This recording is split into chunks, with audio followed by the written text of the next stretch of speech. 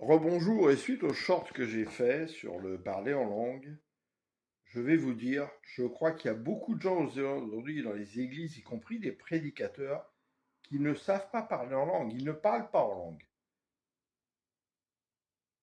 Ils répètent tous la même chose, des ré ba ba ba ba ba ba ba ba ba ba ba ba ba. Non, non, le vrai parler en langue, il est beaucoup plus complexe que ça. Et quand Paul dit je parle en langue plus que vous tout autre que vous, ce n'est pas pour rien. Et dans le parler en langue, le vrai parler en langue, qui d'un seul coup est conduit par le Saint-Esprit, qui n'est pas quelque chose qui vient comme ça, vous pouvez même entendre des sonorités qui sont des mots hébreux ou araméens. Alors attention quand on parle du parler en langue, hein, parce que beaucoup prétendent parler le vrai parler en langue, et je peux vous dire qu'ils ne parlent pas le parler en langue.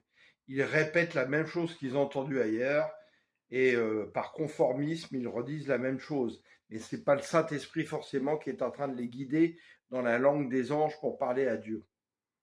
Donc soyons prudents avec le parler en langue. Parce que c'est comme ça que ça vient décrédibiliser ceux qui ont vraiment reçu le parler en langue. Alléluia! Gloire à notre Seigneur Jésus.